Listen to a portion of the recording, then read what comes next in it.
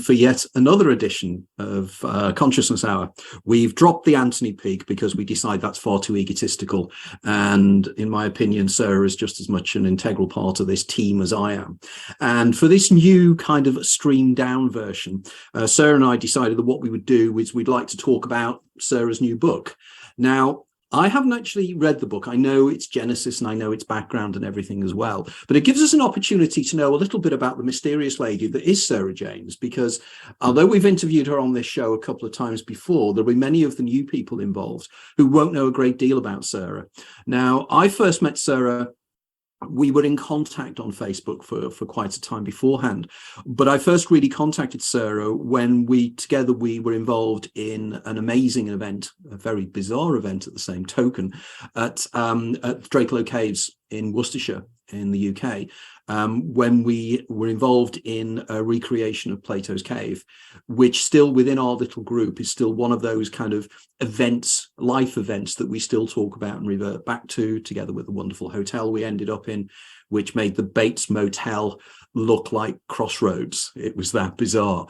But one of the things that I've always wanted to know is a little bit more about Sarah and her background and everything else. And I know that from messages I've received, an awful lot of people are also very interested in Sarah and what makes her tick. And we'll be talking about her book. So this is going to be completely informal.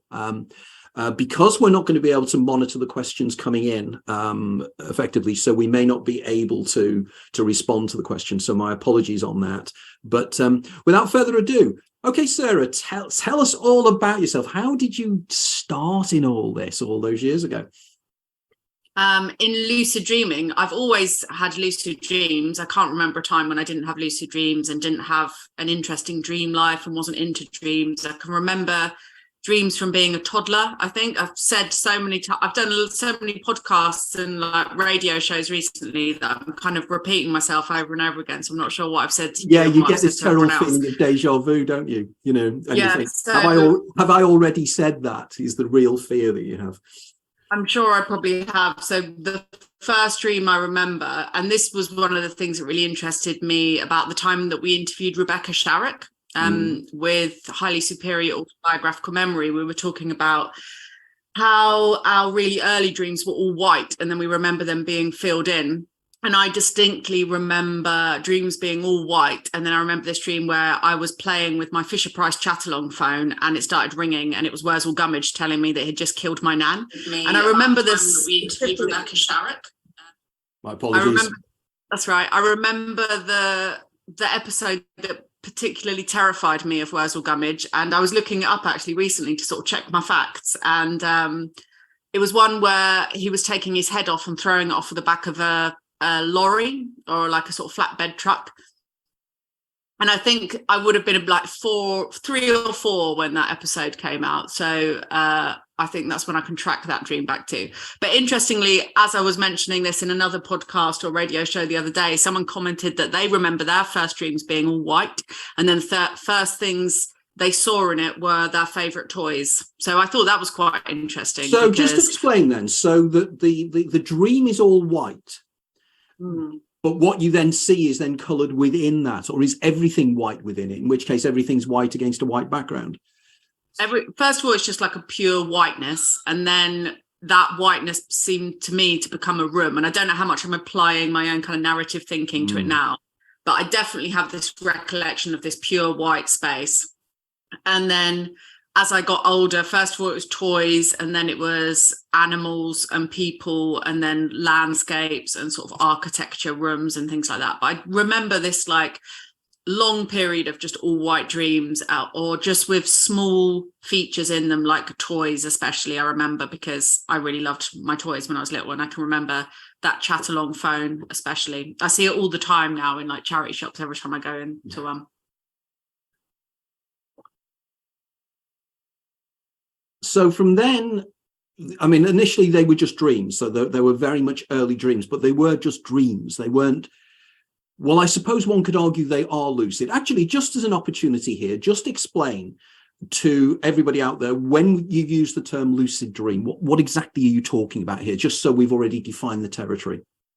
So the term lucidity is coined by Frederick van Eden, who was I think he was a psychiatrist, and he was into lucid dreaming himself. So he kind of coined the phrase, and it's come to mean a dream in which you're aware of the fact that you're dreaming, and sort of neuroscientifically speaking, it's when your frontal cortex is active and you're, unusually for a dream state, and you're able to use critical thinking and self-reflection and know who you are.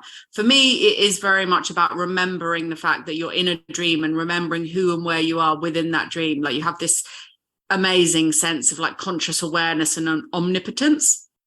And one of the things that I also really associate with it, and it's led to my interest in exploring the ancient history and culture of lucid dreaming, is this sense of bliss and euphoria that you get, and which I think ancient people would use a term like divine dreaming instead, like a divine dream where you're visited by a divine presence, or you have a revelation, maybe a vision of the future, or a spontaneous healing event occurs within a dream. And have you experienced that? Yeah, I did have a good dream where I met the Zoroastrian god Ahura Mazda, and he infused my body with light. I was standing in my old house where I grew up, and we had like this tiny little square landing that was just had like 3 doors that came off of it to everyone's bedrooms. It was just this tiny little square, and there was a loft hatch above it. And in my dream, I was standing there, and Ahura Mazda came down from the sky. And, one of the fascinating things about lucid dreaming is you are conscious of the fact that you're not like an avatar seeing from like your own personal point of view. You're kind of omnipotent vision wise. You can see close up and far away. You can see from multiple perspectives. So in this dream, I became aware of Ahura Mazda coming down from the heavens, and I saw him kind of walk into my body. And it wasn't just a sort of vision of me standing away from my body. I could also see close up, and I could see that my DNA spirals were untwisting and turning into ladders for him to walk down into. So I could see close up and far away at the same time. And then as he walked, because he's the god of light and the sun in Zoroastrian religion, as he walked down the rungs of my DNA ladders, he was like lighting up, and I felt amazing and euphoric and blissful. I did have another dream once I started to research this idea of dream medicine and being healed within a dream, where a god, a bit like the man from Del Monte in like a white linen suit, came into my dream and said that I had to fast for 3 days. Very interesting. So in terms of the Ahura Mazda dream, you presumably were aware of the concept of Ahura Mazda because you were able to recognize that that's who it was? Yeah. And was that because it was an archetype of the way the imagery of Ahura Mazda works within Zoroastrianism? I think what we'd had because I run this lecture club down in St Leonard's, and I think it was quite close to when Greg Sams came and talked about his book Son of God, in which he wrote about the sun being conscious and being an actual god that we can all worship. So I got really into Ahura Mazda, and I'm really into sea swimming and sun worshipping in general. Like, the sun is my god, so I often swim in the sea and scream the name of Ahura Mazda. So yeah, I think that there was a bit of background to that. Yeah, so it's your own version of Geronimo then, only it's Ahura Mazda. Because I saw a cartoon recently which I thought was quite good. It was the conquistadors arriving in Mexico, Aztec Mexico, and there's an Aztec priest there, and there's the Spaniard, and the Spaniard's turning around and saying, that about the Christian God. And the Spaniards turn around saying, well, you just worship the sun. And the guy turns around and he said, well, at least the sun is real, and it's an interesting point, isn't it? The idea that you can see the rationale behind the way in which those things developed anthropologically and everything else as well. But going back then, because one of the great things that have always intrigued me, as I've said in various interviews, I've experienced now 2 lucid dreams, and it was probably the most extraordinary events ever. But of course, lucid dreaming is very, very similar to the out-of-body experience in many ways. And I know this is the billion-dollar question, and I know it's asked many, many times, but what do you consider to be the difference? Because presumably have you had OBEs as well? Yeah. Okay, so what's the difference? You've experienced both. So from your experiential opinion, what is the difference and how can you tell? I think it's all on a spectrum, and it's more about the sort of qualia of individual events rather than distinctions between different states. I think that it's a continuum of consciousness, and that there aren't clearly defined boundaries between lucid dreaming, astral projection, out-of-body experiences. I think they can all be blended. You can have a near-death experience within a lucid dream. You can have a lucid out-of-body experience. You can have a false awakening out-of-body experience. I don't think that the categorizations are particularly helpful. Mm. Yeah, because it's one of the big issues, isn't it? Because I've read, in the past when I was doing research on my book on the out-of-body experience, and one of the arguments that was used was that there's within an OBE, there is a transition out of the body, and you're aware of coming out of your body and going somewhere. Whereas with a lucid dream, you find yourself already you are transposed straight away and you're already there. Is that how you would describe it? No, for me, my favorite way of having lucid dreams is to do the wild technique, where you have a wake-induced lucid dream. And that can feel very much like an out-of-body experience, but usually exiting your body through sinking down. So I experience entering into a lucid dream as like Alice falling down the rabbit hole, and I describe that sort of hypnagogic process as falling down through your body and out the other side rather than rising up.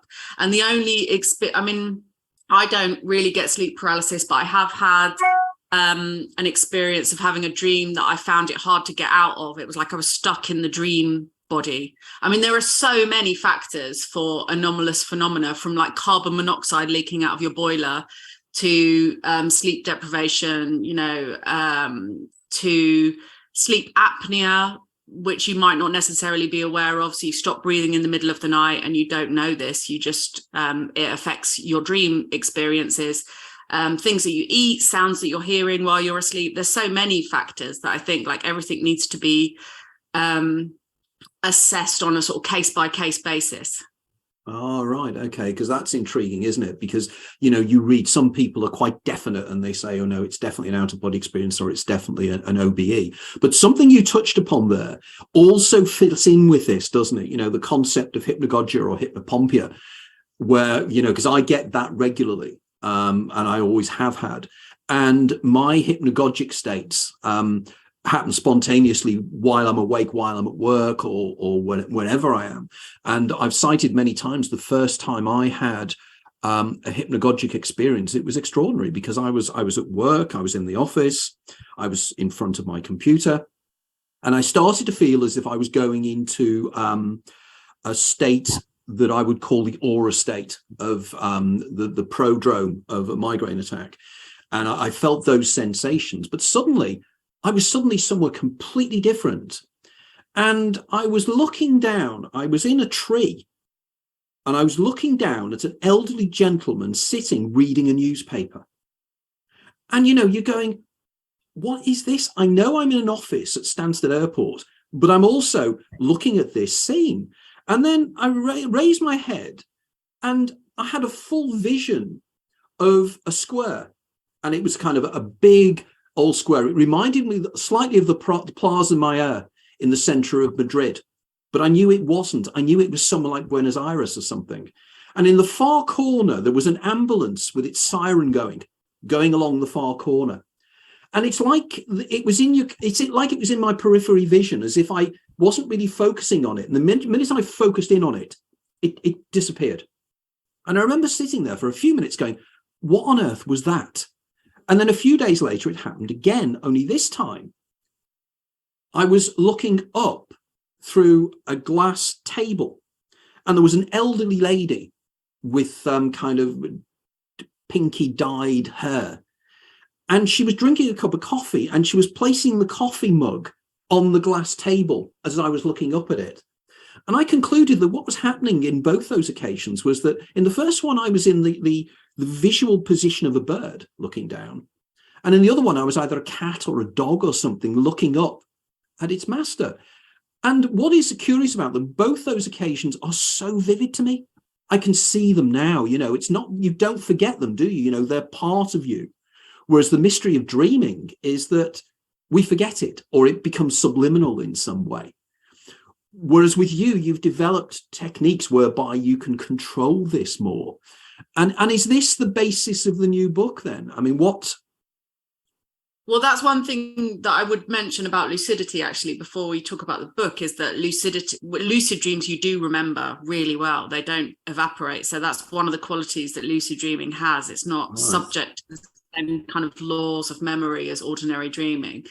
And I mean, even vivid dreams, if you get a good feedback system going of remembering and writing them down. I mean, this is one of the areas that interests me most about dreaming, is the weirdness of dream memory, because I think that it suggests there's some sort of unconscious, subconscious memory network that we don't know how to access during ordinary waking consciousness. And when we're in dreams, quite often, especially if we have regular episodes of lucidity, you get this sense of the fact that you can remember other dreams and other dream lives and other dream experiences that you only have access to when you're remembering yourself in a dream state and not in waking consciousness. I remember, I think Sam Treasure told me about having those dreams that she was a Japanese woman living in Japan, which led her to move to Japan and learn Japanese. And it was like she was living this other life in the dream version of herself.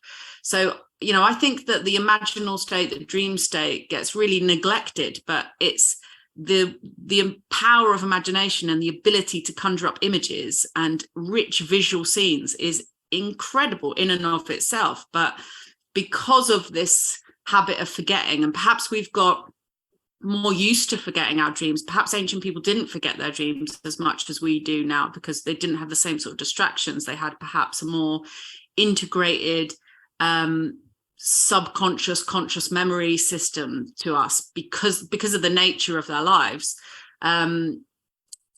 Maybe we aren't supposed to forget our dreams. It's a kind of evolutional situation. I don't know. Let's ruminate and discuss this a little bit further. I really found that quite fascinating, the idea that we have access to memories and incidents in our dream past that we don't normally have in our everyday thinking brain. And funnily enough, I've spent the last day reading a book written by our next guest, which is Melvin Morse, who's going to be joining us on Sunday. And Melvin is very similar to myself in the sense he's quite fascinated by this concept of holographic memory and the idea that memory is held holographically within the brain, or indeed allows us access to the greater information field that sits outside of us, be it the 0 point field or whatever we want to call it. But this is going into our own personal narrative, and it's going into all the dreams that we've had. And it's almost as if we access another version of ourselves while we're in the dream state, another version of ourselves that has access to learning we don't have. And it's intriguing, isn't it? So have you any examples of things you have discovered about yourself in a dream state that you wouldn't ordinarily access under normal circumstances? Is that a fair question? Well, one of the activities that I really like to do to encourage lucid dreaming is dream mapping. So that is where you describe, illustrate, map out the dream space, because I've had quite a kind of defined dream landscape since I was a kid, because I have been drawing it and writing it down, and it's like my own wonderland. And I think there is an element there of, because I was into Alice in Wonderland as a kid, because my dreams made me into Alice in Wonderland, and then because I've been drawn to other films and other artwork that's about dreaming, my dream aesthetic is very much kind of dictated by the kind of art and books that I was into. Like, I always loved those imaginary maps of things like Tolkien and stuff like that, or Alice in Wonderland, those kind of. So I started to draw maps like that when I was a kid. And actually, I'm just looking at the YouTube comments here. Someone mentioned different locations in dreams. And I think one of the things for me with regards to being able to remember stuff is when I go to locations in dreams that I remember. And there are very often these kind of junctions in dreams, like you'll go to a train station, or there'll be like modes of transportation, or there'll be particular themes and motifs that, if you're really familiar with your dream landscape, will remind you that you're dreaming, and then you'll start to remember other journeys that have happened from these locations, and that brings back this kind of flood of memory. And then sometimes it hits you like a tsunami. You feel like, I can't cope with the amount of memory that is potentially on the cusp of me, being fully remembered. So I think there is something about this process of forgetting. In the ancient Greek tradition, you have mnemosony for remembering yourself within the dream and remembering your dream, and lethe to forget everything you know so far, to be fully conscious and present when this dream experience happens, in the sort of oracular tradition of somewhere like Trophonius. So there is usefulness in forgetting, I imagine, in terms of perhaps detoxification, of integration, of forgetting things that you don't necessarily need to focus on the things that are really important. So there probably is some benefit for the act of forgetting, but maybe some residue of everything remains. And beyond our own individual lives, perhaps the remembrance is of the creation of the universe, the source of the cosmos. So we're literally remembering everything in those dream spaces, potentially. I mean, I kind of have an intuition or a theory that, REM and those dreams that we have where we can obviously see that people are having rapid eye movement, they're our individual personal dreams. And when we go into deep sleep, slow wave delta sleep, we're having a cosmic dream that we don't necessarily remember. But those, when you do wake people up from deep sleep and from delta wave sleep, sometimes they are having dreams. And I think they're the dreams that are more perhaps cosmic or predictive of the future, or interconnected with the consciousness of the planet or other people. Well, that's intriguing, isn't it? In many ways, there's so many issues there. And the idea, and I love this idea of dream mapping. And I know a number of people that have been involved in my work over the last 2 decades that do exactly the same. They're mapping the environment that they go in their dreams. And they know where something is going to be, and it's consistent. So it is a kind of a mirror image of this reality that has its own integral reality within it, and it's an interesting point, as Hurley Burley has just said, our mutual friend, in the chat room, and he's pointed out, the movie Inception, and the idea in Inception, where you drop in to a set of circumstances, and I've always been very intrigued by that. I mean, there was one friend of mine, Mark, who was controlling his environment. And again, was mapping it. And it was a school that I think it was a school he'd never actually been to, but an alternate version of himself had been to that school. And he was mapping the school, and he knew where the rooms were, where the maths room were, where everything else was. And when he went back, it was always in the same position. And of course, again, I'm thinking here of that wonderful film that one of our friends did, based upon Robert Monroe's concept of I there. I can't think of his name now, but he did this wonderful film of a guy consistently dreaming of the same place, this village, this magical village. And he actually, in the short movie, he filmed this, he used as a location this really strange place in Croatia. Very, very interesting. And he goes there and he becomes somebody else. He drops in to somebody else's reality, as if they're seeing through the eyes of somebody else. And I know a number of friends of ours have said this, haven't they? That, that when you go there, you are not you are I there. You are somebody else. And you're experiencing their life as if you're a drop-in. Reminds me of that episode of The Next Generation, The Inner Light, where Picard goes and lives out a whole other life after he gets probed by Probe. And he has a kind of out-of-body experience where he lives on another planet for 30 years and he has a wife and family.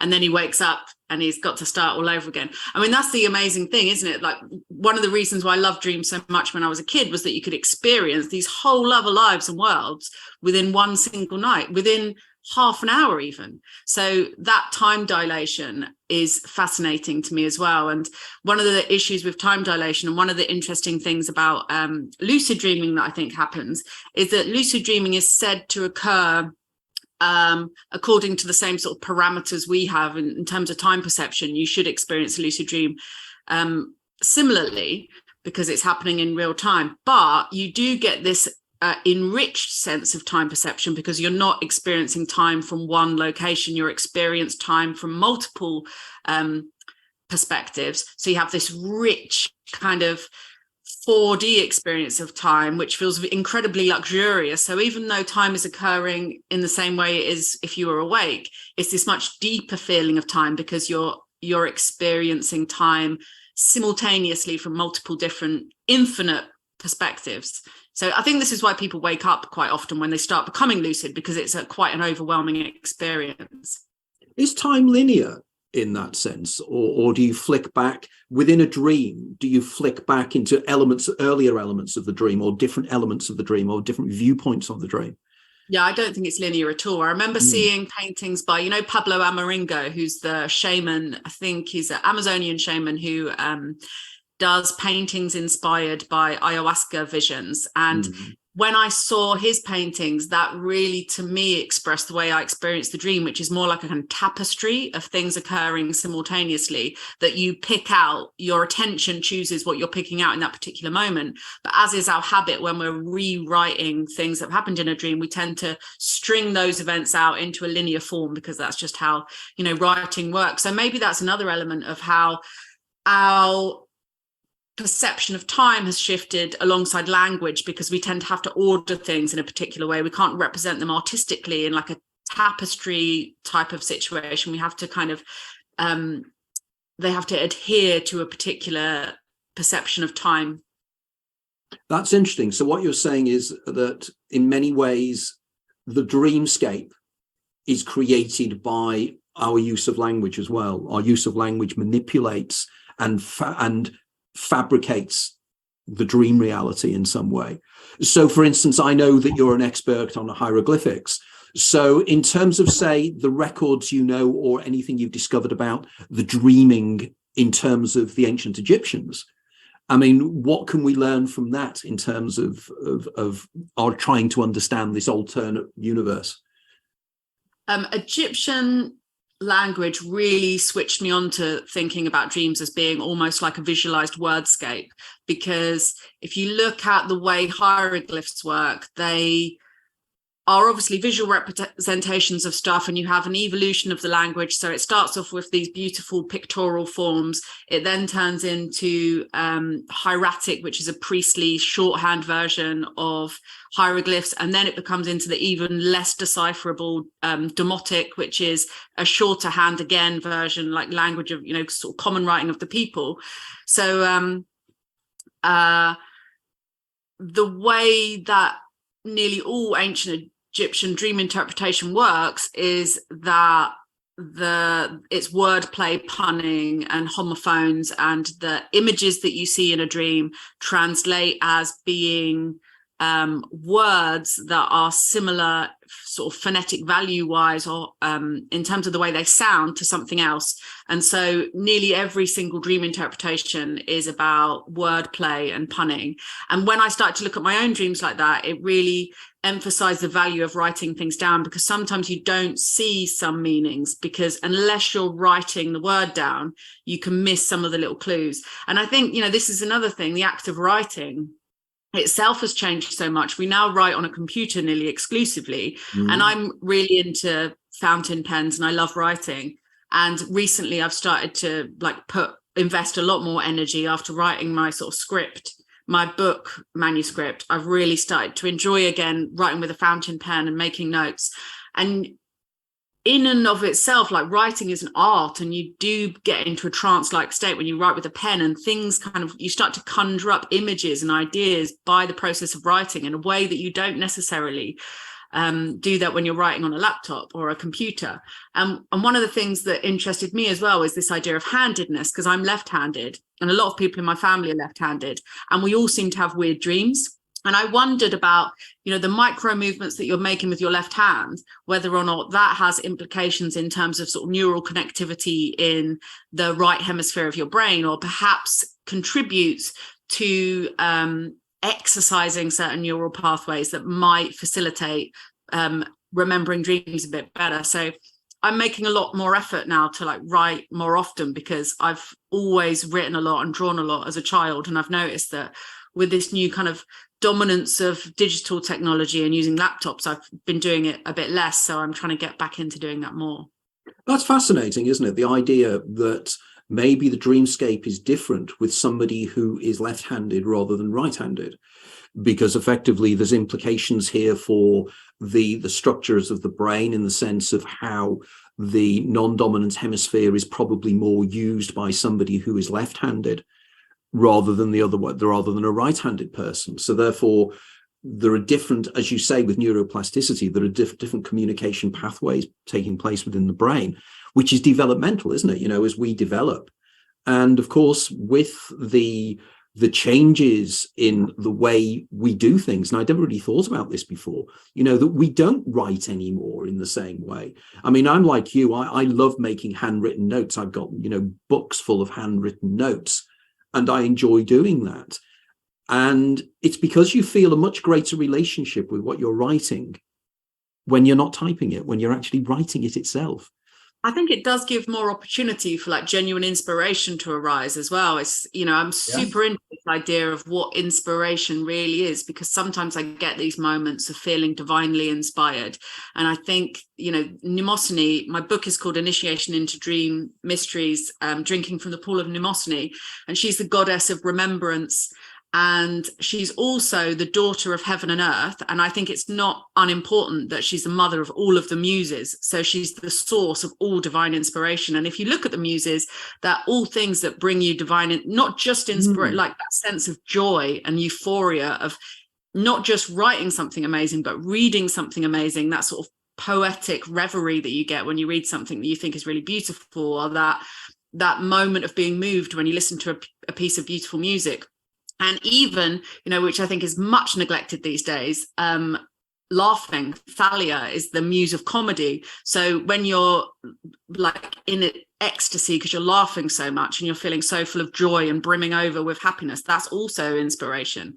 And, I think it's really meaningful that Mnemosyne is the kind of guardian of dream remembrance and also the mother of all of the muses, because inspiration regularly comes to people in the dream state. And one of the things you and I have discussed is that wonderful feeling of when you look back on something you've written and you have that kind of sense of disassociation because you remember writing it, but you don't necessarily remember creating it, if that's not a contradiction in terms, because you don't see sometimes the full impact of what you're writing when you're writing, because you're looking at it in isolation word by word. But of course, it's in sentences and it's in paragraphs. And it's when you see the paragraphs coming together, you realize that inspiration comes from a source somewhere deep within ourselves that we don't necessarily control. And of course, we can then link to this to automatic writing, and the strength of automatic writing. Are we in a fugue state when we're writing in these kind of things?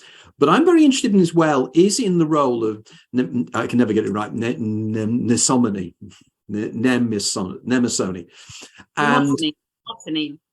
Right, good. Okay, well, we'll say that word, just the word, and the way in which it's the antithesis of something I've written about over the years of the waters of the Lethe. The waters of the Lethe were the waters of forgetting. So you drank them in order to forget your past life, forget what you were before you became a shade and you ended up in the Elysian fields or whatever. Whereas it's the remembering. And of course, we then look into the etymology of the word remembering. It's remembering, it's re-putting something together again, as opposed to dismembering, which is taking apart. And it's as if we all seem to be in a state of amnesis. And of course, then we have the wonderful term of anamnesis, the loss of forgetting. So these are something that's very deeply enrooted within Greek philosophy. And clearly all to do with dreaming and dreams. So moving on then, so can you take us through a little bit about the history of dreaming? Because I know you go right back to Mesopotamia and everything. So can you just give us a kind of a very, well, as brief or as long as you want it to be, overview of how dreaming has developed through these different cultures and environments? Well, I really think that dreaming probably inspired religion and ideas of an afterlife, because one of the most meaningful experiences of dreams is that you can interact with dead people. And I think this would have had a huge impact on ancient people. So the earliest evidence of dream incubatory practices seem to be forms of necromancy, so ancestor worship. Can you just explain, when you use the term dream incubation, can you just explain to everybody what you mean precisely when you use that term as well? Dream incubation is really just about dreaming with intent, so dreaming of extracting some information, of meeting a dead person or meeting a divine entity. So dream incubation is really just dreaming purposefully. Okay. So the earliest rituals around that look like they're tied in with ancestor worship, with necromancy, with sleeping in graves and tombs and things like that, to connect in dreams with the deceased.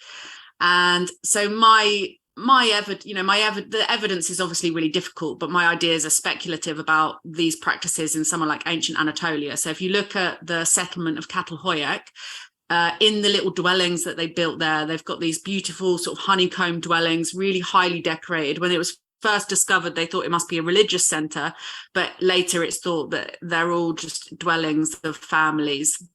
And purposefully, the remains of the people that died there became intramural burials, so they're inside the buildings themselves, and there were sleeping platforms built on top of them, and that was just an everyday sort of habit of sleeping on top of the bones of deceased people. So to me, because these are intentional sleeping platforms, because you can differentiate between the hearth and places used for storing food or cooking food or preparing food, with these sleeping platforms where the bones of the deceased were like underneath these sleeping platforms. So for me, that suggests that the dream space was always this space where in dreams you can interact with the ancestors, with the dead, and that there's this concept of some other world where once you die, you live and you can still operate, and that is accessible to living people through dreams. And that theme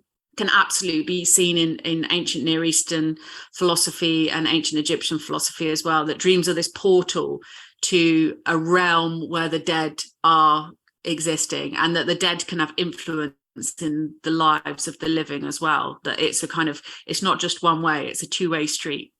And how far back is Catalhoyuk? How long far back has it been dated? Well, that's like not long after Göbekli Tepe. So at the moment they're saying Göbekli Tepe is like 12,000 years old, but it could be older than that as well. Extraordinary, isn't it? And I think that this is Stone Age, like this is Stone Age and Neolithic, rituals around death and the afterlife that are just about as ancient as you can get. Which is not surprising, is it? Because if you're living in a culture that you are not in control of your environment as we are, as we like to believe we are, so therefore there's nobody there to tell you that dreaming is anything other than an alternate point of reality. And as you say, if you dream and you encounter somebody that's recently died, or your loved ones that have died in this dream state, there is absolutely no reason. It makes rational sense to come to the conclusion that you are actually interfacing with these people. So it's not at all surprising that we start to develop this double universe of the here and now and the place you go when you're asleep.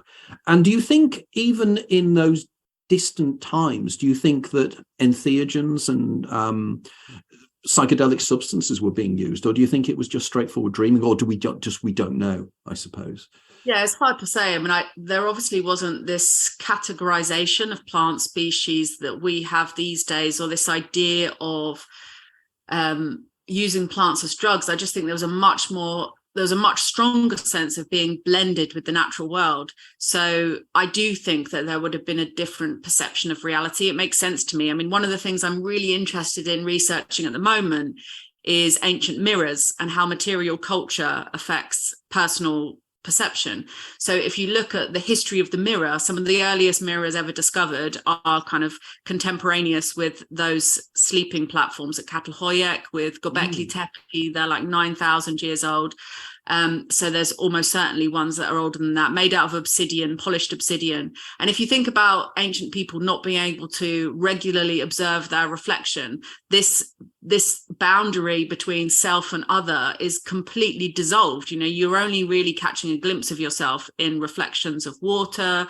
And these mirrors are items of magic and prestige that were buried with the elite members of a community. And if you look at later Anatolian ritual magic, a mirror is associated with feminine sorcery, with power to change the future by, for spell working purposes. And I think that is because in the reflection of a mirror, you have access to this other world in the same way that you do have dreams. You have this representation of a sort of facsimile of reality. And if you so intent into that other reality, you can change this reality as well. And I think that there's very much this idea that you can use dreams for magical purposes and that they can be used to predict the future as well. And I think that this all stems from really ancient perceptions of the world and the cosmos, of this nothing is separate, we're all just part of the fabric of the cosmos. And as we've become more and more kind of individualized or separated from that, it's harder for us to understand how, like we were saying before, how people worship the sun. But actually, worshipping the sun makes complete sense. It's like there's a church opposite me. They worship Jesus and a God that's a bearded dude living in a cloud. There is an actual sun that I see every day that I can see rise, and I can stand on the beach and pray to it, and it's a real thing. And so it's actually way more logical. Absolutely. I love your observation there about mirrors and the way in which in a society that mirrors are not common, as you say, the only time you would see your reflection is in the water. And it's an interesting thought about, how do we consider ourselves to be individuated? And it's because we have a sense of selfhood, because we see our reflections all the time.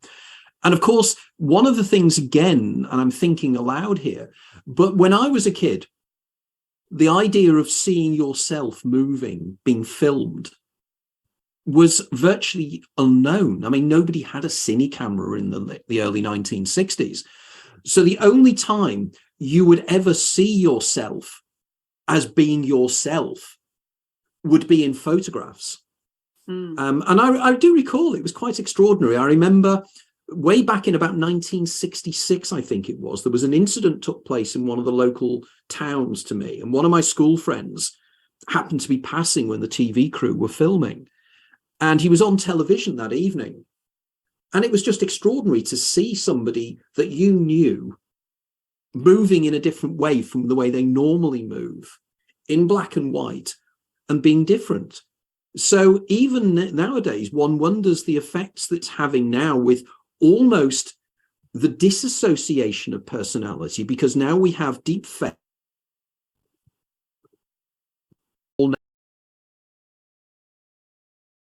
particularly look like anybody anymore. We can make ourselves look what we want to look. And do you find that this is changing the way in which people are lucid dreaming in your experience, or is it still the same?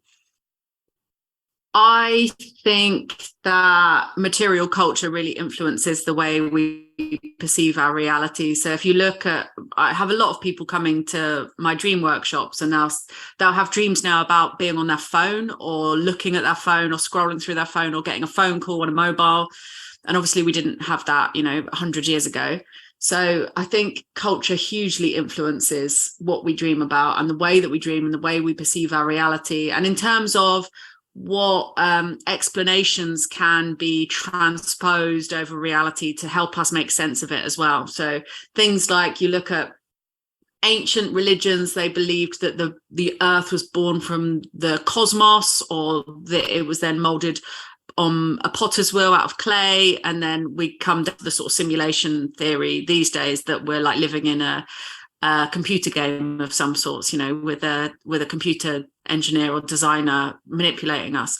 So I think that people have always been trying to make sense out of their reality, and the objects that they craft, the habits that they develop, create a framework on which you build your understanding of the world and the cosmos. So I think it's about cultivating really good ways of perceiving the world and the cosmos, like sort of healthy long-term views of the interconnectedness of ourselves and the rest of the cosmos. That would be nice to know, wouldn't it? The idea that we start to realize that we're all interconnected and we all need each other in one way or another. And I think this kind of unitary thinking is something that's developing now. Let us hope anyway, hopefully. Have you lost me again? No, can you hear me all right? Yes, I can. You look like you were in a state of shock because you got into a dream sequence. I was not in a state of shock. I was like replying to someone's message on YouTube with Mnemosyne. That's the name of the mother of the muses. Oh. So not Moha of the muses, mother of the muses. So I think this is why the psychedelic renaissance is kind of happening, because that is something that perhaps, like dreaming, softens that default mode network and opens your mind up to experiencing more synesthetically and that more interconnectedly your position in time and space. And so I think we crave it. Like, we want to be connected. We want to feel connected to the cosmos and to the world, to the planet. And that's a route that a lot of people are excited about. But I do think that dreaming is good preparation for those experiences. Maybe it might help you navigate those realms because you're more familiar with the imaginal sphere if you are like experienced in lucid dreaming. I've never taken any psychedelics though, so I can't really comment on that, but I think that that's the driving force behind the psychedelic renaissance, is this necessity, this like vital need that we have to reconnect to the planet and ourselves and each other. But it's almost a danger, isn't it? Because we then start to realize that this reality is real because it's consensual. It's real because we all agree with what we're seeing, and I see something, I see a I don't know, little white dog, and you turn around and say, yeah, there's a little white dog over there. So we both consensually believe that external reality is real. But have you come across any circumstances whereby people in lucid dreaming states have met with other people and then brought that information back to this reality? I mean, have you come across that ever? There are quite a few sort of anecdotal things. That was the thing that Frederick Van Eden was really into, is like meeting up with his mates and comparing notes, and they would set a particular place to meet. If I remember rightly, it might be somewhere like Clapham Common. I think there's a story where there's somewhere like that anyway. Him and a group of maybe 3 or 4 mates decide to meet up. Obviously, this is just sort of anecdotal, but it's the kind of thing that you hear anecdotally a lot. And of course, that's impossible to generally prove, but there's certainly a consensus that communication is possible in the dream state, and it's an anecdotal thing. It's a bit like, pets knowing that their owner's coming home. It's something that everyone, even the hard-nosed scientists that would normally disprove anything, will sort of say to you in the pub, like, oh, my dog always knows when I'm coming home, stuff like that. So Frederick Van Eden, I remember this description of him arranging to meet somewhere like Clapham Common with his mates, and they all decided in a particular spot to meet. When they got there in the dream, one person was missing. And when they talked about it the following day, the one person that was missing said that they couldn't do it. They couldn't get to that spot. So that's a sort of interesting thing. I mean, I'm into doing experiments. I like experimenting with these sorts of things and practicing dream telepathy. And I want to do more experiments. That's why I'm working with Rupert Sheldrake and the British Pilgrimage Trust to do sleep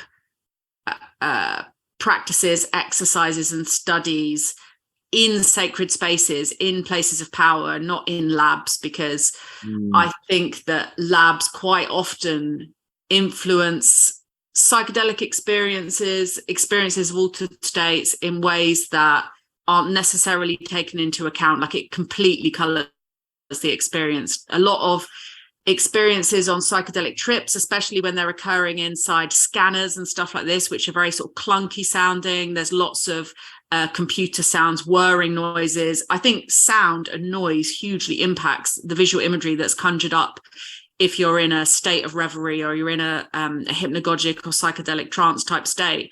That whatever you're hearing starts to become manifested, because it's a synesthetic experience, starts to become manifested as visual thought fields, I suppose.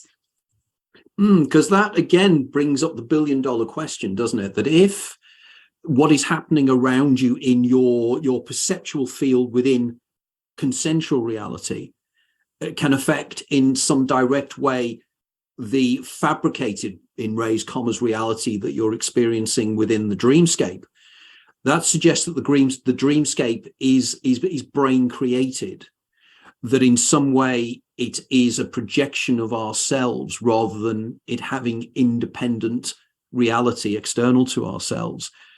What's your thoughts on that? I mean, because I know that there's so much debate on this as to what the status, the ontological status of that reality is. What is it in its own being?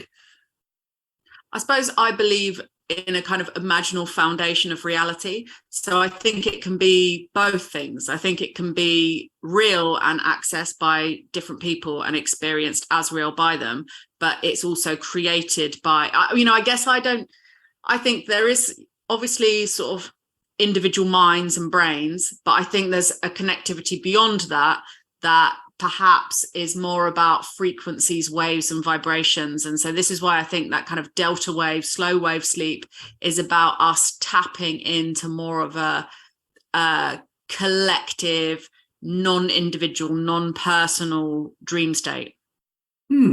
I like the sound of that, and I do, and it's one of the things that, you know, sometimes it's an escape world, but it's just as real as this one in many, many ways.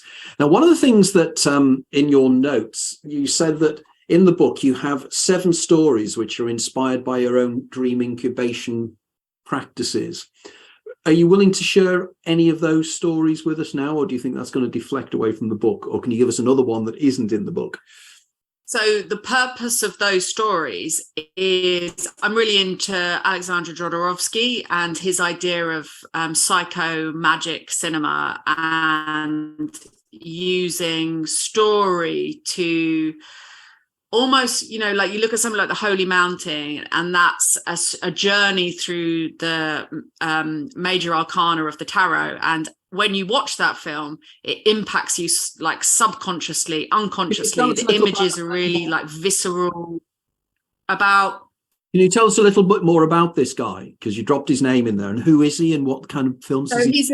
He's the best, in my opinion. He's the director that captures dream best in cinema. So he's most famous for The Holy Mountain, and they're really kind of like orgiastically visual. There's a lot of sort of sexual imagery, violence, blood, animals, deserts, like real kind of that sort of visual imagery that sears into your brain and eyes. So when you watch something like The Holy Mountain, it's purposely made to be an experience that affects your dreams, so that when you watch it, you use the images in it and the stories in it as a kind of visual food to feed your unconscious, and then your unconscious will reorganize it and tell you something about yourself, you know. And I love the idea of that process, you know, how powerful art can be in that way.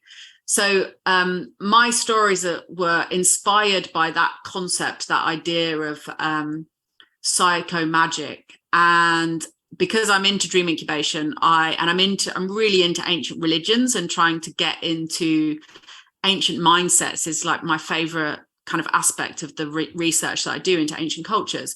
So I incubated for dreams. I wrote down an intention. I did a lot of research for each chapter. So each story relates to a particular chapter, and each chapter explores a particular time period and a particular culture and the gods and goddesses that were associated with dreams in that era. So once I'd done my research, I set an intention for a dream. I wrote down what I wanted to have. I'd obviously done the research and I'd imagined it and visualized it. The book also has 7 guided hypnagogic meditations in them, and they're kind of inspired by the stories as well. So the idea is that the book can take you on this self-initiatory journey, because you're going through these different time periods, and the story helps to set context for the research, because I am personally much more into reading fiction than nonfiction, I have to say. I love reading stories. I always have been super into novels. When I was a kid, I used to go to the library. I was really into J.G. Ballard, Vladimir Nabokov. I love magical realism. I just love beautifully crafted stories. And I think they communicate with you emotionally, and they tap into your memories, and they help you see the world through another person's eyes. So you're already in a sort of dreamlike state when you're reading a book, and you're really engaged with a story and with a particular character. And I wonder sometimes whether, I think we've mentioned this before, like the way that people are reading less fiction these days makes it harder for them to like empathize and see things from other people's points of view. Because one great thing about reading a book, you know, the best characters are always super complex. They're never really good or really evil. They're like complex, and they change, and they're moody. And I think reading novels and getting yourself into the mindset of someone who might not be that nice is a useful practice. So the stories are designed to help you engage with the information that I've shared in the book in a more sort of visceral, personal, emotional way, so that you feel and experience the context of the research that I've done. So a lot of the stories are dreams that I had where I was visiting temples or engaging with the elements in the ancient world. So the idea is that you read those before you go to bed, and that you'll dream about them, because I always dream about, books that I'm really into. I often will dream that I'm a protagonist or a character in that book, in that world. And the research, research has shown, neuroscientific research has shown that when you do read a novel, you are kind of actively imagining you're inhabiting this story. And so you have certain neural activity which would match experiencing these things in your real life, and that there are these neural pathways that get laid down when you get really into a book.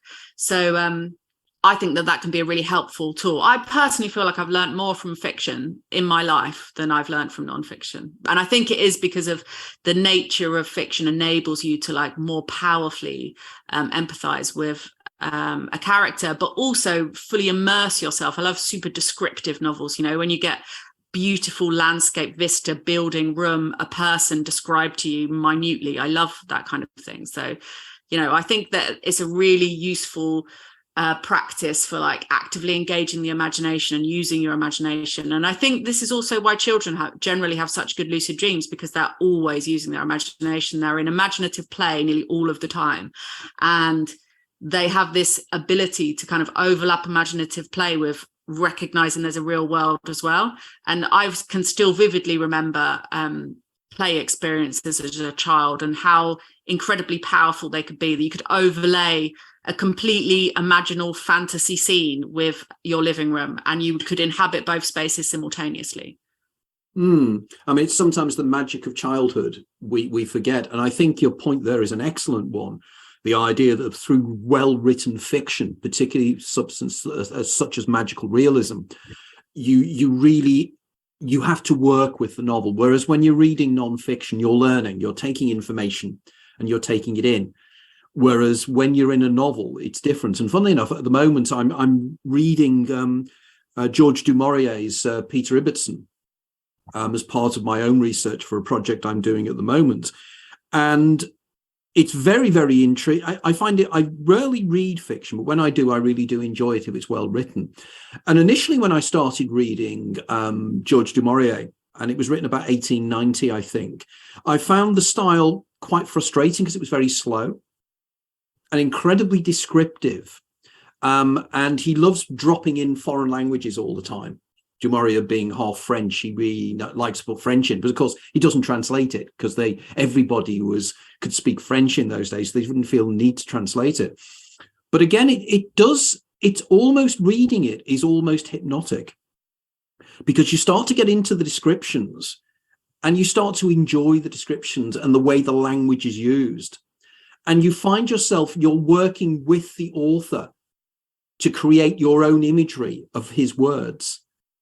And that in itself is magical, isn't it? We're investing our time to try and understand the mind of a novelist. And I suppose this is why many people get quite frustrated when you see film versions of books you love, because you have a very definite imaginal understanding of what that book is about and the people and how they look. And when you see people, you think, no, that's not right, or that is right. And funny enough, the reason I started reading Ibbotson was that I'm rereading as a lady called Veralyn Flieger, who wrote this incredible book on Tolkien and on Tolkien's involvement with the magical and Tolkien's involvement with time. And apparently Peter Ibbotson was one of the books that really influenced Tolkien and Tolkien's non-linear narrative in terms of the lands where the elven people live. But Ibbotson is a fascinating book because it's a game of time, and it's people knowing each other over different generations and different lives and everything else as well. It's very, very good. But it goes to show that novels were written in a very different way in those days. The language itself. I think that's one of the things I enjoy the most about it, because it can transport you back to a time. It's amazing. It's like an encapsulation of a time period. And I mean, I love Norman Mailer's Ancient Evenings, which I read maybe last year at some point, and that's amazing. And I love historical fiction, and especially if you're reading a book, if you're reading a book that's 200 years old, then they're actively writing in that time period. But then if a really well researched fiction book is about a particular time period, then that's, I just find it really luxurious and amazing to actively imagine these incredible scenes. And Norman Mailer's book is absolutely amazing. I'd recommend that to anyone. Ancient Evening. Now, I won't spoil it for you, but I suppose it's a sort of interesting, esoteric, magical realism, erotic reincarnation story about an ancient Egyptian character. But it's so amazing and interesting. There was something I wanted to mention here, just looking, because I'm looking at the little questions that are coming up in the chat box. And Lord mentioned, what about Moneta, the Roman goddess of debt? This is a really good one, and I think it's the kind of root cause of all the problems in our society. So Mnemosyne was the Titaness, an early goddess of remembrance, memory. One thing that I think is also super important is she's also the goddess of eloquence, sense making, and naming everything in the world. And if you think about that, that's vital in terms of the integration process of having interesting dream experiences and psychedelics and kind of any altered state, really, is that you somehow manage to express it eloquently, to communicate that. And this is how inspiration happens, because you find the perfect sweet spot of eloquence and eruditeness to fully, perfectly communicate your divine inspiration to an audience. And that's Mnemosyne, like, summed up to me. She is the goddess of inspiration and eloquence and consciousness, really. And then someone else said, which I wanted to mention, which is something I'm very interested in, is how dream experiences can have actual real physical responses. So I'm really into this idea of, I do honestly believe that lucid dreaming can activate self-healing mechanisms in the body if the right circumstances arise in a lucid dream and you've been conditioned correctly, which is what's happening in ancient Greek sleep temples, that you go as a patient and you're conditioned and you're imprinted with this idea that you're going to receive a divine visitation from the dream healer god Asclepius. So when that arises and he does perform some sort of miraculous operation on you in the dream state, that your body responds accordingly. You've been primed for receiving this dream healing. You can make sense of it, and therefore it can be actioned in your body, so that it's like an instantaneous placebo faith healing response.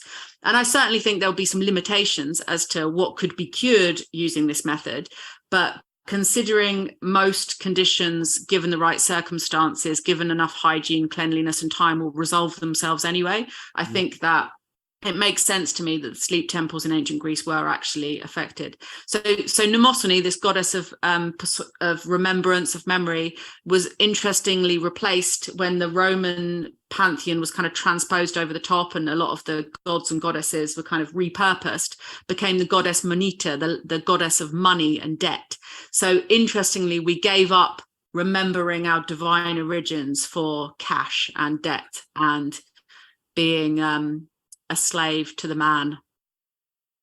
That is a fascinating reflection on the difference between the Greek society, the ancient Greeks, and the Romans, doesn't it? I mean, I fascinating. I was not aware of that. That is very, very intriguing. So in terms of, you mentioned about the ancient Greeks and the sleep temples they did. Do you discuss those in the book? And can you tell us a little bit more about them or the processes that were involved there? Yes, so they're kind of like, kind of like a combination of Wim Hof, so a lot of cold water bathing. Asclepius was like the bearded miracle working god. So he was an early rival for Jesus, and his sanctuaries were well established all over the Hellenic world. I think there's at least evidence for at least 300 found all over that region. And they were huge, expansive, well-developed, beautifully built sanctuaries dedicated to healing and wellness. They were kind of like a sort of luxurious spa, And you would go through various processes of things like, so cold water bathing was important, and the sacred springs were associated with the chthonic power of the underworld, which is known for its regenerative purposes. And Asclepius is a god of the underworld as well.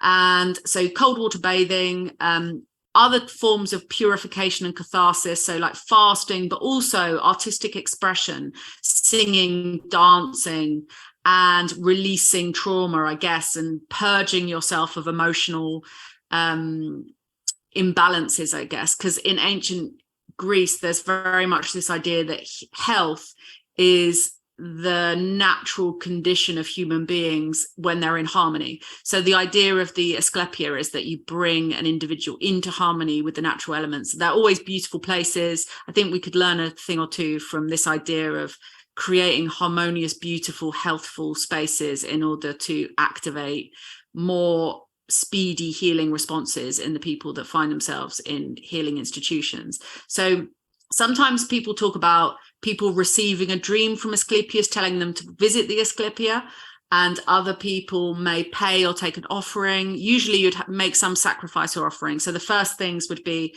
you would have to be pure, ritually pure, before you could enter the complex anyway, and you'd have to pass through what was known as the sacred grove, which is a sort of liminal zone between the mortal world and the realm of divine beings, because anywhere in that sanctuary belonging to Asclepius is considered to be a sacred precinct. So this is a realm of the gods where the gods can appear to mortals, and in the area where you would have your divine sleep, this was very much like the kind of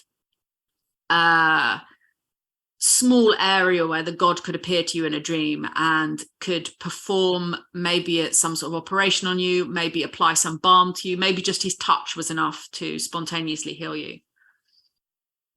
So does this tie in, I know you're doing this event in Athens later on this year. Can you tell us a little bit about that as well? Because this links in, doesn't it?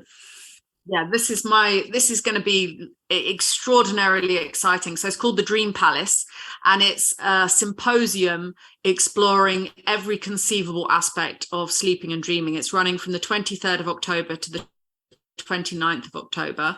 And I'm working with my Greek publisher Cactos there, but also we're working with Greek producers and teams here in London and people from all over the world to not just talk on the subject of sleeping and dreaming from a scientific perspective. So we're going to have hardcore sleep scientists and people researching apnea, insomnia, these really kind of sleep lab types of sleep disorders, to things like Jungian dream analysis and dream mapping and dream work and the kind of imaginal creative elements of dreaming as well. So exploring the art and film and music that's been inspired by dreams. But the most exciting thing is that we're kind of conceiving it to be a curated dream space, so that when you come to the symposium, you actually feel like you're inhabiting a dream world and you can't be entirely sure whether you're in a dream or not, because I think that will help to create a vivid appreciation for the learning and the experiences that you'll have there. And Athens does have at least one Asclepia on the southern slope of the Acropolis, and there's a sacred shrine there that now I think is dedicated to sort of Christian doctors and Greek Orthodoxy, but is the shrine to Asclepius and is a sacred spring that emerges in a little cave on the southern slope of the Acropolis there. So it's going to be really interesting. We're working with lots of different artists and immersive theatre people and musicians, and it's going to be a thoroughly unusual event. But I think it's really important because sleep and dreaming massively enriches people's lives, and we are in the middle of a sleep deprivation crisis. Kids especially aren't sleeping enough. Kids are addicted to devices and aren't sleeping enough during the evening. And every single mental health condition, every emotional, physical condition and issue that anyone could ever have does have a sleep deprivation fingerprint of some sort or another. It's like utterly vital in terms of quality of life and inspiration and creativity and happiness and health. I think that what you're doing in Athens is of such profound importance, and it might open a window to an alternative way of looking at sleep and what sleep means. And what more of a wonderful place to do it than Athens? You know, Athens has this magical quality that probably my favorite city in the world. So, you know, I really looking forward to knowing more about this. And while you're on as well, the other thing I'm interested in, the work you're doing with Rupert Sheldrake as well. You touched upon that earlier on, and I'm sure that there's going to be an awful lot of people listening in or watching or thinking, oh, what's all that about as well? And with Guy Hayward and the British Pilgrimage Trust. So that again is interesting. So you're really spreading your wings into a lot of very interesting areas here. Quite Yeah, fascinating. I think I've finally found my niche. It's taken me 45 years, but I've found my niche now. I mean, it takes time, doesn't it, to get into these kinds of things. So just before I forget, Launt has just posted in the YouTube comments as well about the use of snakes in Asclepia, which I should mention. Yes. So the symbol of a god Asclepius is he's sort of a bearded, handsome Jesus type of dude, really muscular and healthy looking, curly hair.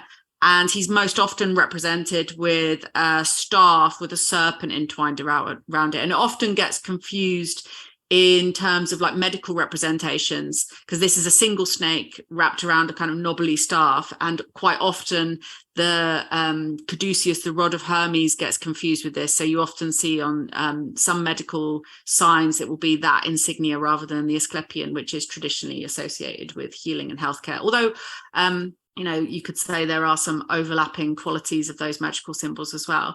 So snakes used in the sleep temple, because they were seen as being the animal form of the god Asclepius.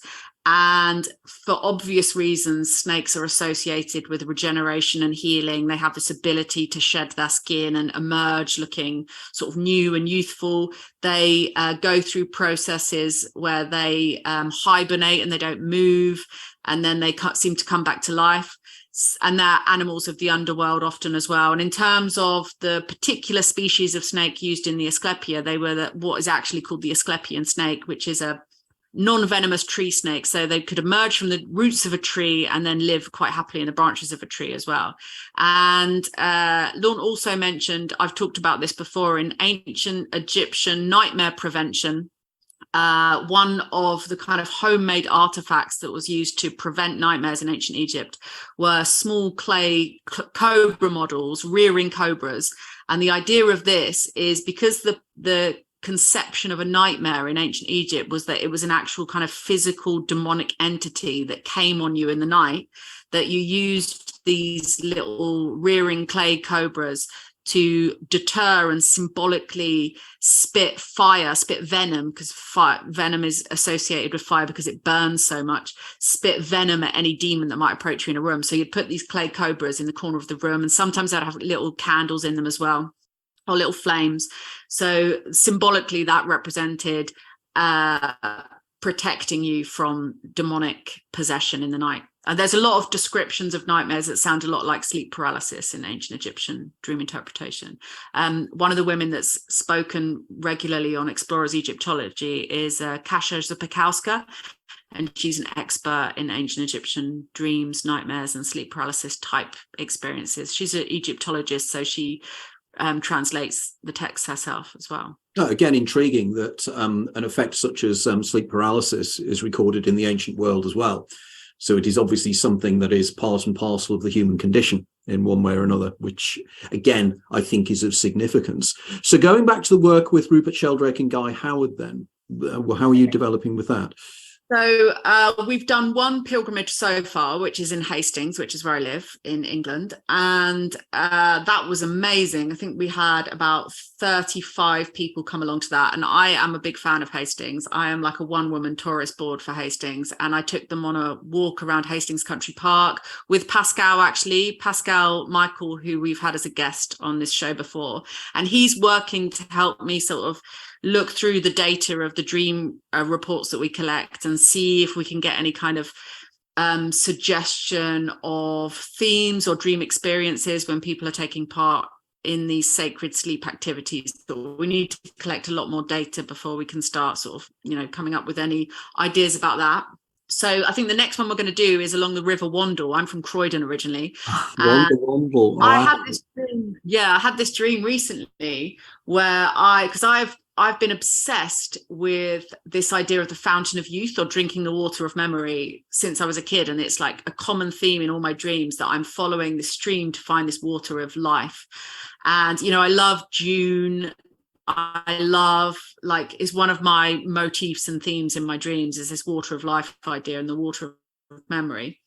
So I'm writing a book about the fountain of youth and the myths surrounding these waters with magical powers, and with magic springs and all this kind of stuff. So I had a dream a couple of months ago now, I think, where I was drinking from the place where a river first arises, so the source of a river. And I had this epiphany in the dream that I was drinking the fountain of youth because I was drinking where this river births into the earth and into the atmosphere. And it was amazing. And in my dreams, this brings me on to another thing that I'm really interested in. In my dreams, quite often, if I drink something or eat something, I feel my consciousness alter.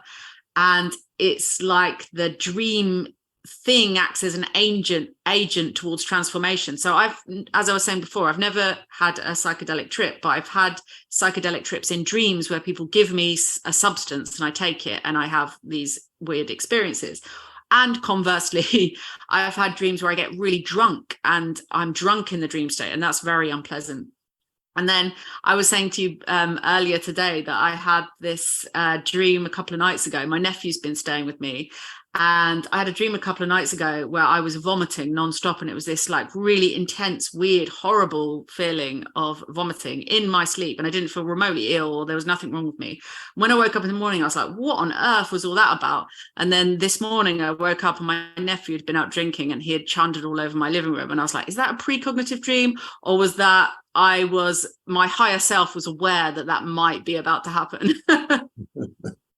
I think that is one of the most bizarre and interesting evidence of precognitive dreaming I think I've ever come across. But then again, it's fairly visceral and fairly direct. And I notice actually that Anthony 1969 has asked us the question and said, in the last few weeks, I've been remembering all my dreams and they have been coming true within a few days, not straightforward like in a movie. That's a very interesting comment, isn't it, about precognitive dreaming? And do you touch upon that at all, or the mechanisms whereby that might be happening? Yeah, well, that's one thing that I find fascinating. I guess if I think, I believe that in slow wave sleep, in delta sleep, you're connecting to the matrix, so to speak. And if you're connecting to the matrix, so to speak, where usual laws of time don't apply, then in that way you could potentially access the future. And with regards to ancient dream interpretation, every form of ancient dream interpretation is about predicting the future. So that in and of itself points to the fact that they had a completely different idea about reality and dreaming and consciousness than we do these days, because it also isn't generally about witnessing events of the future as they are. It's about receiving kind of oracular messages that then need to be interpreted. So it's this idea, I guess, that everything is within everything. There's an imprint, like a holographic perception of reality, so that in the shuffling of cards or in the throwing of stones or knuckle bones, you can determine a likely outcome because everything is within everything, and the same sort of patterns and laws that influence knuckle bones influence your future. And there's a really nice quote in Irving Finkel's book about the ark before. It's called The Ark Before Noah, and it's about an ancient tablet sort of that predates the Bible significantly, that tells a story of the ark and Noah. And in that book, he quotes the King Shulgi, who says that in the insides of a single sheep, I can find the messages from the entire universe, or something like that. I'm kind of might be saying that wrong, but the message is basically that because the patterns and the laws of the vibrations, the habits of the universe are constant in perhaps something as kind of innocent and pure as a lamb's liver, that contains a perfect imprint of the patterns and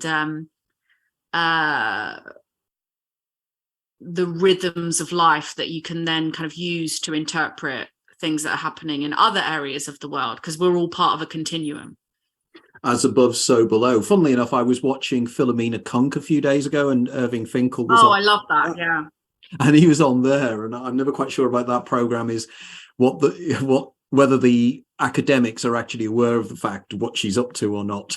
I know someone told me that they do know, and I hope they do. But Yes. and they're told not to make like funny little comments back. But I don't know, they might be missing a trick because Irving Finkel is pretty funny actually.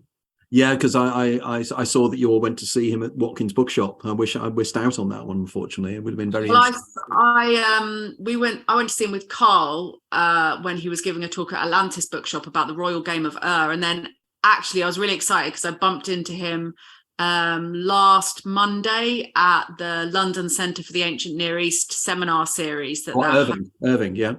He was there in the audience. I was quite starstruck. I love Irving Finkel. He's great.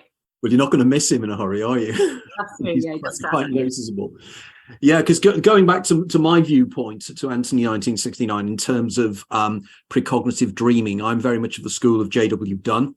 And the idea that what is happening is that there is a facility whereby we can scan the contents of our immediate future, and we can in some way access that information in dreaming. So therefore, we will experience something in the next couple of days, but our dreams will interpret that in certain ways, and that's why they need to be interpreted in many, many ways. And this is why J.W. Dunn in his book An Experiment with Time suggested that you keep notes of your dreams, because many dreams are precognitive, but they're so rooted in symbolism. I mean, I was used to be quite suspicious about the idea of precognitive dreaming until I had one myself. And it happened must have been about 15 years ago. And I had an incredibly vivid dream of a whirlwind whipping through trailer park and trailer homes and caravans, and all these caravans being ripped and taken apart. And around about 10 days later, it must have been early January, I think, probably about 15 years ago, maybe. And we went down to Selsey Bill. And I was looking along, I was at Selsey, there's a kind of a pier that goes out from Selsey. And I was on the pier and I was looking at the caravans that ran along the side. And I thought, my God, this is my dream. That's exactly where I saw the caravans being destroyed by a whirlwind. And I mentioned it to a couple of people. And about a week later, a whirlwind hit Selsey Bill and destroyed the caravans that I was talking about. Now, to me, that was extraordinary. There's no level of interpretation to that. There wasn't any subtlety about that. It was a very graphic image. But clearly, what had happened was I'd future, and then I saw it on the news. And it was seeing it on the news was what had stimulated my dream, because the imagery was from the TV news, which of course is what J.W. Dunn said, that you will see things that you come and you experience in your future as you experience them. So if you see it in a newscast, that's how you'll see it. So this is very interesting, but we still haven't got to the British Pilgrimage Trust. We've been trying to get there for the last 5 or 10 minutes. So can you tell us a little bit about that? The best pilgrimages are the one where there's like no destination and you're just wandering aimlessly and waiting to see what happens to you. Yeah, so we've only done one so far. We're doing this other one along the River Wandle, I think in March. And so the idea of that is that we use this idea of drinking the fountain of youth. So we drink from the birth of the River Wandle. And that's going to be like an exercise in sort of memory reconjuring for me as it is, because I haven't been back to Croydon very much as an adult. And walking along the River Wandle is very evocative for me. And I did kind of come to realize as well that my dream about drinking the water of life is all about drinking from this one spring in Beddington Park in Croydon. And it's become my personal myth. And I realized it was like an urban kids myth that this water had magic powers.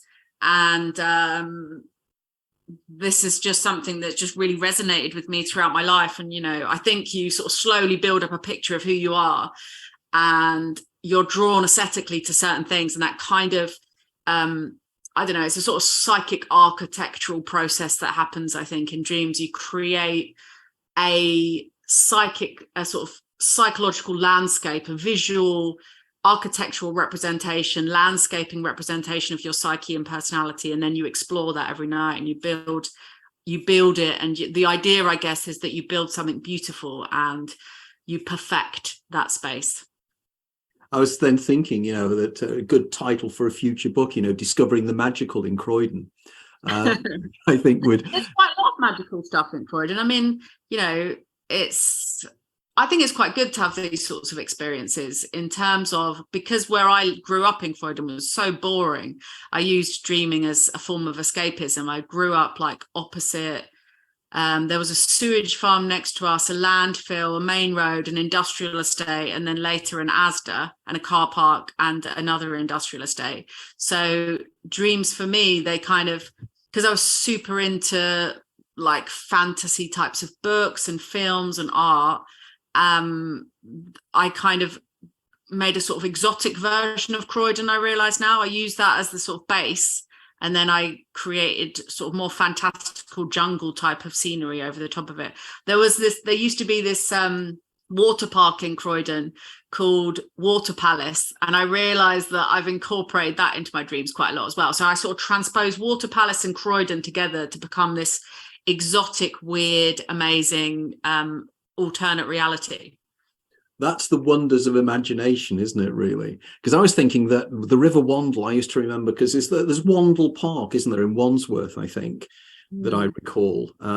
So where does the River Wandle start? Where is it? Where is the source of the Wandle? It moves around a bit, but it's around Carshalton and Carshalton Ponds. Right. So it's quite a short river then, comparatively. Oh, good. Because it's very, very wanderly and meandering. But I love like looking into the etymology of place names and things like that. And, Croydon, I always just thought was the most boring place. And I quite like the sort of mythologizing of where you grew up. Like I've wanted to write for a while, like a children's book based in Hastings, because Hastings is just amazing in terms of weird fairy tale type secret hidden places, that it's not like Glastonbury or anywhere sort of more obviously mythological. There's no standing stones, but there's enough magic and sort of ancient scenery here that you could create your own myths, or base some things on the forest of Anderida that used to exist in this region. There's legends of knocker holes and dragons and things like this. So incorporate them into the landscape so that kids that grow up here have their own sort of mythic language. I like that idea because it's still evident everywhere you look. There's definitely this sense of the very ancient here. Yeah, I can imagine. I mean, there is this great feeling in Sussex anyway, and it sort of builds up, and there's the places you discover, and this is the mythic of this country, and this is something I'm very heavily into at the moment, is hauntology and the idea of the mythic within Britain, and particularly within England, and the music and everything else as well, which is quite wonderful. Right, well, we're coming towards the end now, I think, in terms of everything. So I'm sure that there's going to be a lot more people now see you now as, somebody really doing your own thing in such incredible ways and in so many different areas. So if anybody wants to be in contact directly with you, and maybe tell the guys a little bit about, the Explorers Club and the interviews and the presentations you do there as well, because, I mean, it's another string to your bow, isn't it, really? Yeah, I'm thinking of restarting the Explorers Club, actually, because I was doing like a live lecture salon in St Leonard's at people's houses before gentrification hit us really, really hard. And now no one has got like massive empty museum type houses anymore. But one of my favorite speakers is hopefully going to be rejoining us in March, actually. His name's Blay Whitby, and I think he's a cognitive neuroscientist or a computational neuroscientist. And he specializes in the ethics of AI. And he gave a really brilliant presentation a few years ago about the ethics of sex robots, which I found incredibly fascinating. And it was quite funny as well. So he's going to come back in March. So I'm going to restart the Explorers Club then, I think. And when the whole lockdown coronavirus stuff started happening, I moved my lecture series online, and I started to kind of exclusively concentrate on Egyptology because I was learning hieroglyphs. And since then I've hosted hosted probably about 400 people by now. So for Explorers Egyptology, I interview mostly Egyptologists or specialist researchers in particular, quite often very niche areas of Egyptology. And might do a live one of those at some point as well. So that's one of the other things I've got. But if you look on my website, I'm doing some online dream mapping courses as well in February. I'm going to be speaking at Helgi's Bar in London Fields on the 6th of February. But all of my events and everything are on my website, which is themysteries.org. I've just booked an event at Watkins Books as well, but I think that's not until June or July. So, yeah, there's quite a lot of stuff coming up. You're going to be extremely busy, and as you know, I'm sure your book is going to prove incredibly popular. And, you know, it's amazing to see how many interviews you're doing in the United States as well. So, and there is left now. And there it is. Wow, wow, wow. Right. Okay, well, Sarah, thanks. I was just going to say, it comes out in the second, it's out in America, but it's coming out on the 2nd of February in this country. Right. So come on, guys, you know, read this book. It's going to be fascinating. It's going to be very, very interesting. And of course, you know, as time goes on, we're going to probably focus in a lot more on the ideas and things in Sarah's book as well. Well, Sarah, thank you very much for your time. My apologies about the breakdown halfway through. What I will do is I'll try and edit the two sections together in the next couple of days and get the recording up from there. So the next time we're going to be all together will be on Sunday when, as I said, our guest will be Dr. Melvin Morse, who will be joining us from the United States, who'll be telling us about his career and research in both children's NDEs and also his fascinating theory on the structure of the NDEs themselves and what is going on there. And as I said, you know, there's some extraordinary parallels between his work and my work, which is very interesting as well. So anyway, thanks for listening in, everybody. Have a wonderful few days, and hopefully we'll see a lot of you on Sunday. And Sarah, hopefully we'll be seeing each other in the next couple of days. So lovely to be chatting again. Okay then, bye.